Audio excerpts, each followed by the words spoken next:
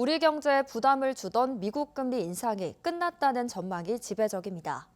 하지만 이는 엄밀하게 이야기하면 더 이상 인상되지 않는다는 것이지 당장 금리가 내려간다는 뜻은 아닌데요. 이미 금리가 높은 상태여서 고금리가 얼마나 더 지속될 것인가 하는 건데 특히 대구시는 서비스업 비중이 커서 내년 경기가 곧장 나아지길 기대하긴 쉽지 않아 보입니다. 김철우 기자입니다. 5.5%까지 올라간 미국의 기준금리가 상승 행진을 멈췄습니다. 미국의 10년물 국채금리도 4% 아래로 떨어졌습니다.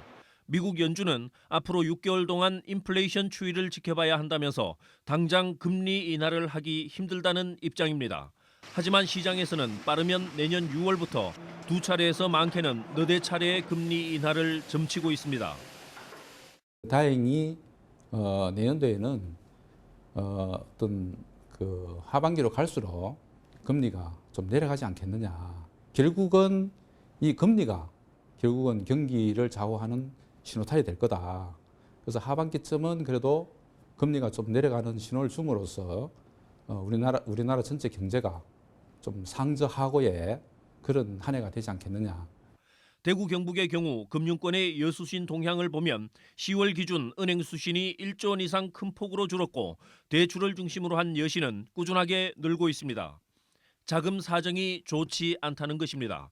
더 큰 문제는 올해 자동차 산업이 화랑을 누리면서 대구 경북의 자동차 부품 생산과 수출이 늘어왔지만 수요가 줄면서 그 성장 동력이 약해지고 있다는 것입니다. 모멘텀이 많이 약화됐고 걱정스러운 것은 이제 내순대 대구 경북 지역이 특히 뭐 대구 같은 경우에는 서비스 비중이 워낙 높기 때문에 상대적으로 그 내수 부진에 따른 그 부담 같은 게 있기 때문에 뭐 자영업이나 이런 중소상공인 같은 경우에 어떤 대출 부담이나 연체율 같은 거를 좀 자세히 좀 모니터링하고 유의 깊게 봐야 될 것으로 생각합니다. 대구 경북은 대기업이 없다 보니 생산이나 수출 화랑세가 지역 경제 전체로 퍼지는 속도가 늦습니다. 게다가 서비스 중심에다 중소기업들이 많고 특히 금융 부문이 취약합니다. 지역의 경기는 미국 금리 인하 이후 국내 경기가 회복되는 시기보다 더 늦게 회복될 것으로 보입니다. 그만큼 고통을 감내해야 하는 시간이 대구 경북 지역은 더 길어질 것이라는 전망이 나오고 있습니다. MBC 뉴스 김철우입니다.